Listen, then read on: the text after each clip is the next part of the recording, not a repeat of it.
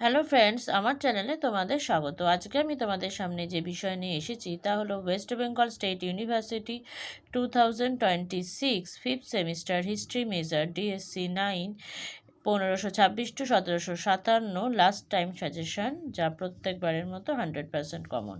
প্রথমেই শুরু করছি মার্কস 5 দিয়ে।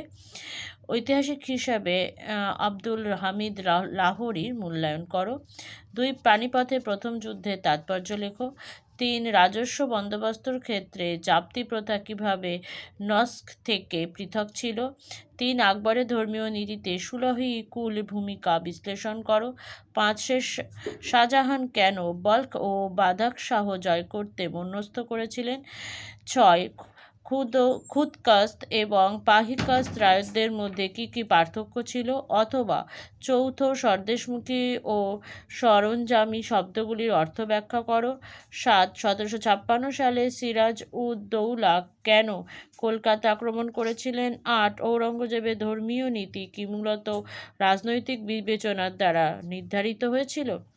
ব্রড কোশ্চেনে চলে আসি। শের শাহের প্রশাসনিক ব্যবস্থার প্রধান বৈশিষ্ট্যগুলি আলোচনা করো। প্রশাসনিক ক্ষেত্রে ওনাকে কি আকবরের পূর্বসূরি বলা হয়। 2 আকবরের রাজত্বকালে মানসবদারি ব্যবস্থার বৈশিষ্ট্যগুলি আলোচনা করো। জাহাঙ্গীর, শাহজাহান ও ঔরঙ্গজেব মানসবদারি ব্যবস্থার ক্ষেত্রে কী কী পরিবর্তন এনেছিল। 3 মুঘল সাম্রাজ্যের পতনের কারণগুলি আলোচনা করো। 4 উত্তর ভারতে মারাঠা শক্তির উত্থানে প্রথম বাজিরাওয়ের অবদান লেখো। 5 মুঘল ভূমি রাজস্ব ব্যবস্থার প্রধান বৈশিষ্ট্যগুলি চিহ্নিত করো। 6 তুমি কি এই বক্তব্যের সঙ্গে সহমত যে অষ্টাদশ শতাব্দী ছিল ভারতের ইতিহাসের অন্ধকারময় যুগ।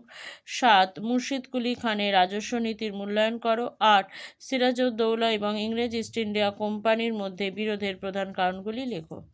তো বন্ধুরা, আজকের মতো ভিডিও আমি এখানেই শেষ করছি। তোমরা যারা এখনও আমার চ্যানেল সাবস্ক্রাইব করোনি বা চ্যানেলে নতুন, তারা প্লিজ চ্যানেলটি সাবস্ক্রাইব করো আর সাবস্ক্রাইবের পাশে থাকা বেল আইকনটি ক্লিক করে অল বাটনটি ক্লিক করো।